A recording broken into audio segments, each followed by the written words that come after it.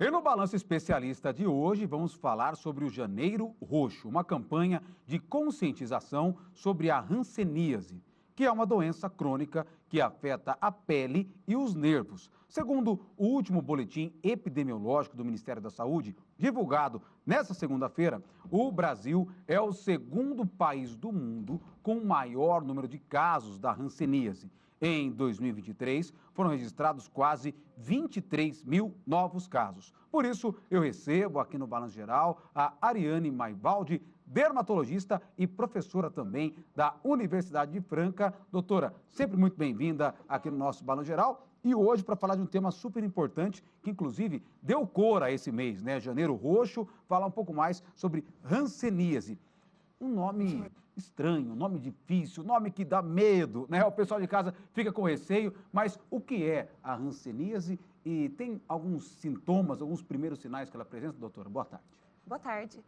Sim, e o principal problema, assim, que a gente tem, dificuldade que a gente tem no tratamento, no enfrentamento dessa doença, é justamente esse nome, esse estigma, né?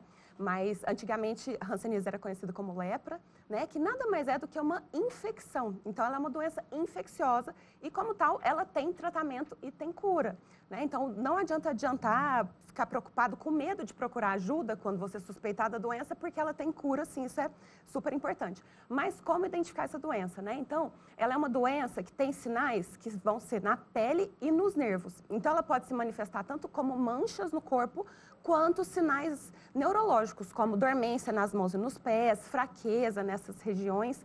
E no corpo ela dá algumas manchas que podem ser avermelhadas, podem ser esbranquiçadas ou podem ser acastanhadas.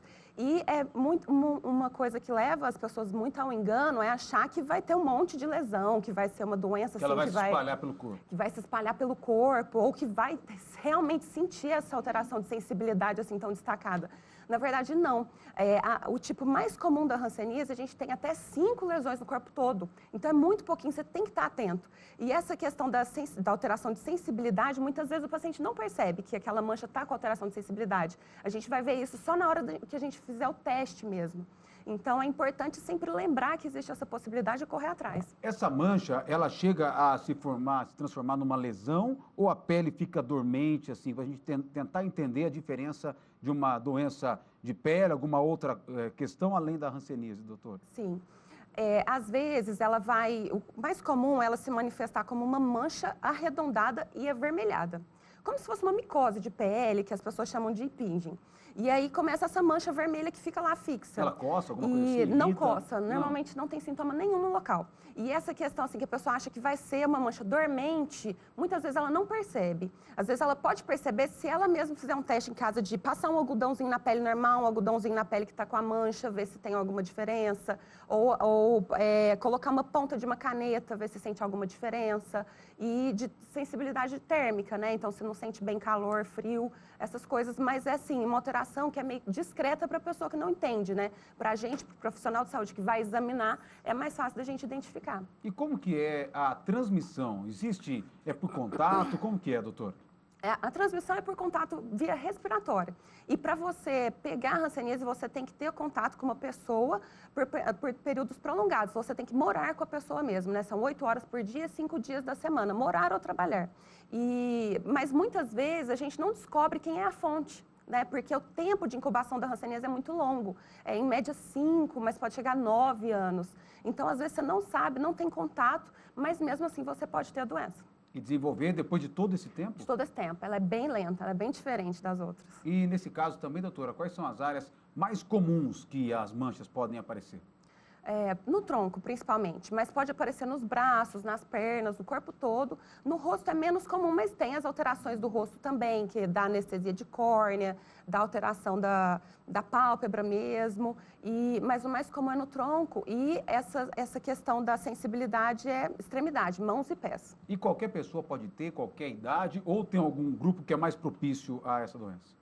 Qualquer pessoa pode ter, não tem relação assim, com outras doenças, com alteração de imunidade. O que conta mais é o fator genético. Tem pessoas que são mais suscetíveis, mas por questão genética. Então, qualquer um pode ter hanseníase, não é uma questão de falta de higiene ou de lugar que frequenta, nada disso. É de ser suscetível mesmo. E a grande pergunta, né? A doutora falou do tratamento.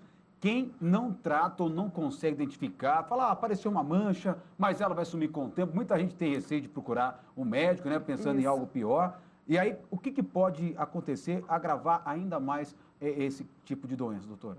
O tratamento tem que ser o quanto antes, porque quando a gente trata, cura, porque é uma doença infecciosa. Mas quando não tratada, aí que vem os problemas. Que aí a hanseníase, ela pode levar a alterações de dor crônica nos nervos e as sequelas da hanseníase, que a gente fala mão caída, pé caído. Quando você não tem sensibilidade boa nas mãos e nos pés, você acaba se machucando e com isso vem as úlceras, que podem levar para amputação. Naqueles casos muito extremos, sem tratamento, né? Mas o que a gente vê de mais comum, e inclusive em Franca, a gente vê muito desses casos, porque o diagnóstico às vezes é bem arrastado, demorado, principalmente quando são essas formas sem lesão de pele, mais alteração no nervo. Então, em Franca, a gente infelizmente tem pacientes que têm essas sequelas de ter dor crônica nas mãos, de ter dificuldade, fraqueza nas mãos, nos pés. Então, incomoda bastante, assim, é bem incapacitante quando demora a tratar. E é uma doença, pelo que a doutora falou, que é difícil você prevenir, né? Porque às vezes você tem contato com a pessoa, às vezes a doença está incubada, você tem esse contato diário no trabalho ou em casa, mas tem algum tipo de vacina, algum tipo de prevenção que a doutora recomenda para quem está em casa, para a gente?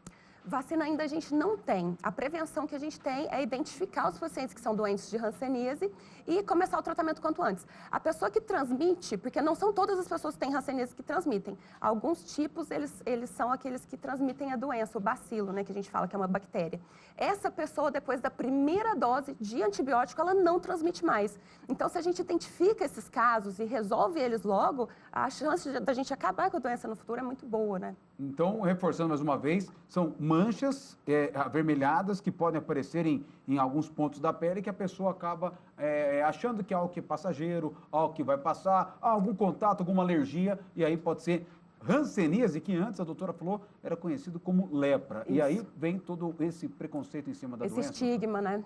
E aí lembra muito bem. Então, são manchas pelo corpo, é isso que vamos reforçar. Isso, manchas, nódulos que podem aparecer no corpo. A doutora citou os nervos também. Existe o prejuízo na questão da mobilidade? Sim, sim. Às vezes a pessoa começa a ter fraqueza nas mãos, fraqueza nos pés e essa dormência. Então, muitas vezes, até para o profissional de saúde pode confundir com sintoma de diabetes e tudo, mas como no nosso meio a gente ainda tem muita hanseníase, a gente sempre tem que lembrar dessa possibilidade, é o que eu sempre falo com os meus alunos. E consegue detectar isso através do exame de sangue, por exemplo, doutor?